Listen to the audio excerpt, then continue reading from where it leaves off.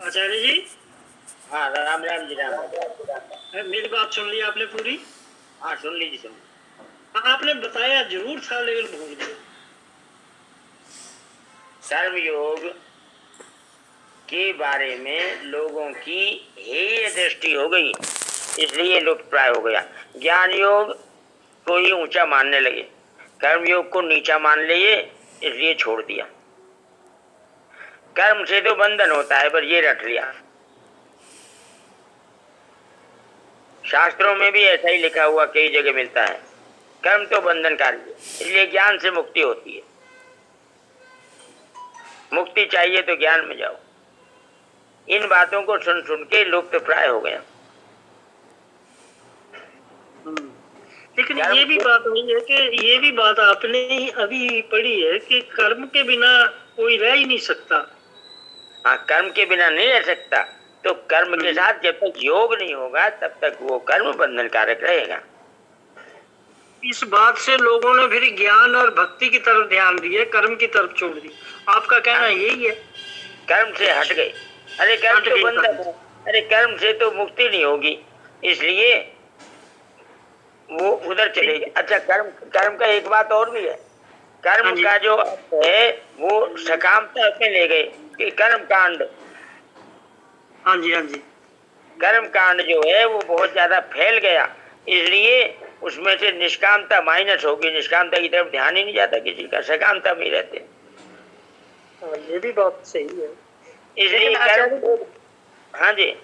अगर आप कहें तो मैं एक छोटी सी बात कहूँ, हो सकता है गलत है। वैसे ये डॉक्टर साहब ने तो गलत बताया था कि मैंने रिसर्च किया इसके ऊपर गूगल पे, तो वहां पे ये बात आई कि जो सतयुग वाला कालखंड था वहां पे हर चीज सत्य थी, तो वहां कर्म जो है उस पे वो लुप्त हो गया था उस वक्त, क्योंकि सब कुछ हर कोई सच ही बोलता था और सत्यता ही थी। अब ये पता नहीं सच है क्या नहीं। आपकी मतलब के नॉलेज में ये बात ला दी, लेकिन मुझे आपकी बात जो है उसमें कुछ ज्यादा मजबूती लगती है। मैं आपको एक बात बताना चाहता हूँ भाई जी। हाँ जी, हाँ जी। गूगल की जितनी इंफॉर्मेशन है वो 100% सही नहीं है। हाँ, ये बात तो सही है। वो विश्वसनीय नहीं है। हाँ जी, हाँ जी। वो शास्त्र सम्मत भी नहीं है। हाँ, शास्त्र संबंध तो नहीं, ये तो सही बात है। तुक्केबाजी। हाँ जी, हाँ जी। इसलिए गूगल की इंफॉर्मेशन पे विश्वास नहीं करना चाहिए। ठीक है, जो आप कह रहे हैं मुझे वही सही लगता है। हाँ जी, ठीक है। नारायण नारायण। तो पहले प्रश्न तो आचार्य जी इनका ये था, जो मैं समझाऊं, माफ करना, ये इनका क्या सभी का भी हो सकता है प्रश्न कि कर्मों का तो आपने बताया कि सहकाम की तरफ चले गए कर्म कांड में। इनका है कि ये जो कर्म योग जो लुप्त हो गया, योग से जुड़े हुए लोग, ये किस कालखंड में ये ऐसी बात आई?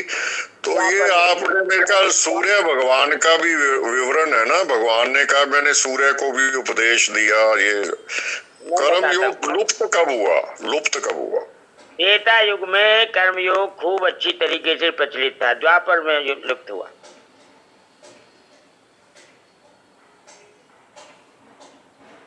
द्वापर युग में लुप्त हुआ और कलयुग में आके तो बिल्कुल ही लुप्त हो गया। त्रेता युग में सब लोग कर्मयोगी थे। भगवान राम। द्वापर युग की कोई कथा जिससे ये पता चले कि द्वापर में इस कथा में लुप्त होता नजर आ रहा है, जो कि कलयुग में तो बिल्कुल ही हो गया, वो कोई आप द्वापर की घटना, कोई परिस्थिति? देखो क्या है, ये जितने भी युग है ना भाई जी, इन युगों में इनका सकाम सात्विकता और तामसिकता और राजसिकता का जो अनुपात है वो बदलता रहता है। हमने पढ़ा भी हुआ है। सतयुग में पूरी तरह सात्विकता रहती है, त्रेता में सात्विकता के साथ में राजसिकता भी आ जाती है, और द्वापर में सात्विकता बहुत कम हो जाती है, राजसिकता के साथ तामसिकता आ जाती है, और कलयुग में केवल तामसिकता ही रहती है। तामसी व्यक्ति आलसी होता है, प्रमादी होता है, कर्म करना ही नहीं चाहता, बैठ के खाना चाहता है।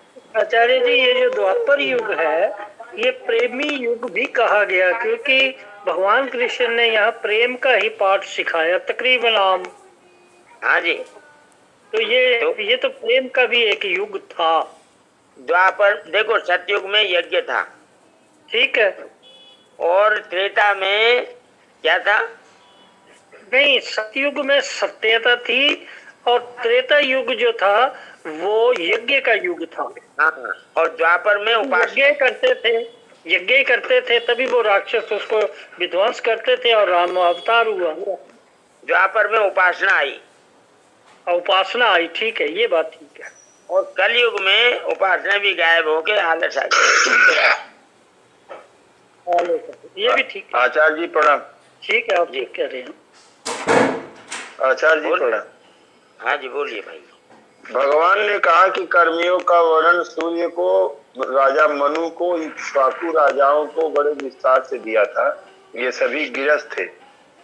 यद्यपि पुराणों में, उपनिषदों में भी कर्मियों का वर्णन आता है, लेकिन गीता में जिस कर्मियों की बात है वो पुराणों में नहीं है। तो कहने का तात्पर्य है कि इक्ष्वाकु राजा कब हुए थे वहीं के बाद से पता नहीं चल रहा है। सतयुग में हुए थे, सतयुग में। अच्छा अच्छा, तो इसका मतलब त्रेता द्वापर में काम घबराया। हाँ जी, हाँ जी। ठीक है, प्रणाम।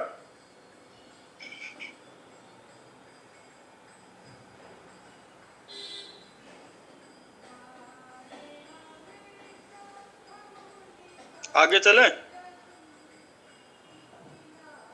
ये आगे चलना चाहिए।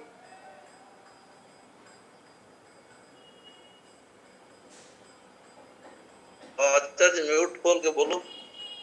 क्या उनमें श्लोक पढ़ेंगे? 51। मेरी आवाज आ रही है? ये आ रही है। हाँ। हाँ, यही श्लोक चलेगा, है भी इम्पोर्टेंट। अब पीछे के श्लोक को पुष्ट करने के लिए भगवान आगे के श्लोक में उदाहरण देते हैं। भाई जब उदाहरण से समझा रहे हैं, कर्मजं बुद्धि युक्ता ही फलं त्यक्त्वा मनीषिणः जन्म बंधे विमुक्ता पदम गच्छन्ति नामयम्। कारण की समता युक्त बुद्धिमान साधक कर्मजन्य फल का अर्थात संसार मात्र का त्याग करके जन्म रूप बंधन से मुक्त होकर निर्विकार पद को प्राप्त हो जाता है।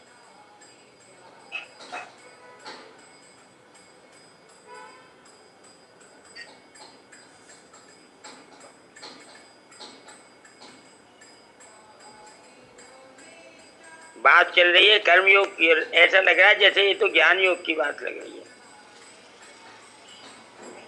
आप देखो, समता युक्त बुद्धिमान साधक, जो समता में जिसकी बुद्धि स्थित हो जाती है वो बुद्धिमान ही होगा ना। समता युक्त बुद्धिमान साधक कर्मजन्य फल का, कर्मों से पैदा होने वाला जो फल है अर्थात संसार मात्र का, ये संसार कर्मों से पैदा होता है। शरीर कर्मों का फल है, संसार भी कर्मों का फल। संसार मात्र का त्याग करके, कर्मजन्य फल का त्याग करके जन्म रूप बंधन से मुक्त होकर, बंधन वास्तव में जन्म ही है, मरण तो बंधन नहीं है, जन्म बंधन है। यस्य स्मरण मात्रेण जन्म संसार बंधना, विष्णु सहस्त्रनाम में आता है। भगवान का नाम में लेने मात्र से जन्म का बंधन छूट जाता है। फल का, कर्मजन्य फल का अर्थात संसार मात्र का त्याग करके जन्म रूप बंधन से मुक्त होकर निर्विकार पद को प्राप्त हो जाता है। निर्विकार पद कौन सा है?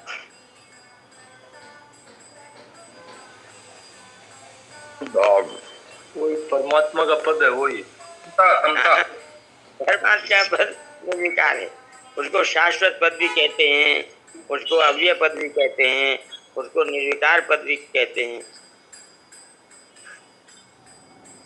व्याख्या में कहते हैं जो समता से युक्त है, कर्मजम बुद्धि युक्ता ही फलम त्यक्त्वा मनीषिण, जो समता से युक्त हैं वे ही वास्तव में मनीषी अर्थात बुद्धिमान है। 18वें अध्याय के 10वें श्लोक में भी कहा है कि जो मनुष्य अकुशल कर्मों से द्वेष नहीं करता और कुशल कर्मों में राग नहीं करता वे मेधावी है, बुद्धिमान है। भाई जी सिद्ध कर दिया कि बुद्धिमान कौन है? जो समता में स्थित है।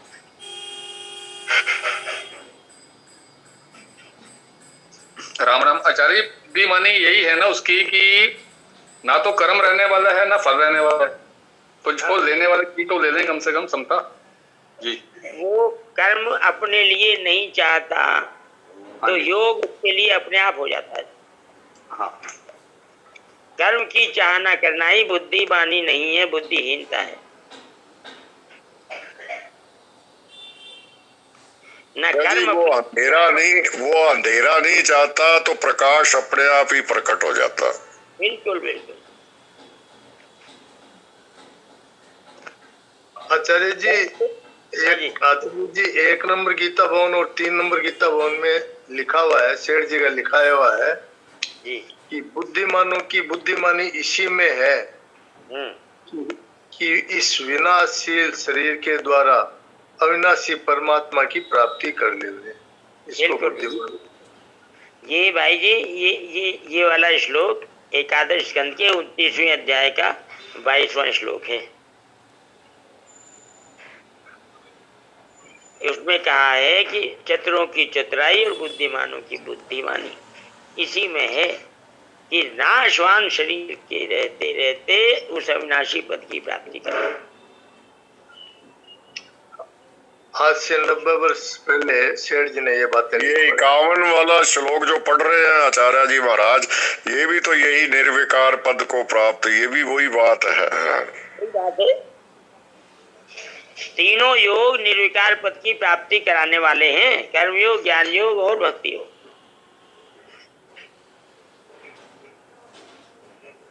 कर्म तो फल के रूप में परिणत होता ही है, उसके फल का कोई त्याग कर ही नहीं सकता। जैसे कोई खेती में निष्काम भाव से बीज बोए तो क्या खेती में अनाज नहीं होगा? बोया है तो पैदा अवश्य होगा। ऐसे ही कोई निष्काम भाव पूर्वक कर्म करता है तो उसको कर्म का फल तो मिलेगा ही, पर वह बंधन कारक नहीं होगा। अतः यहाँ कर्मजन्य फल का त्याग करने का अर्थ है कर्मजन्य फल की इच्छा, कामना, ममता, वासना का त्याग करना। इसका त्याग करने में सभी समर्थ हैं। जन्म बंध विनिर्मुक्ता, समता युक्त मनीषी साधक जन्म रूप बंधन से मुक्त हो जाते हैं, कारण कि समता में स्थित हो जाने से उनमें राग, द्वेष, कामना, वासना, ममता आदि दोष किंचित मात्र भी नहीं रहते। अतः उनके पुनर्जन्म का कारण ही नहीं रहता। वे जन्म मरण रूप बंधन से सदा के लिए मुक्त हो जाते हैं। पृष्ठ संख्या 137।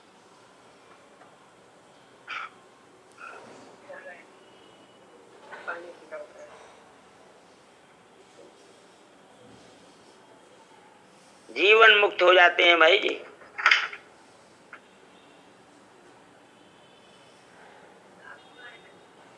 पदम गच्छन्ति अनामयम, आमय नाम रोग का है। रोग एक विकार है जिसमें किंचित मात्र भी किसी प्रकार का विकार ना हो, उसको अनामय कहते हैं।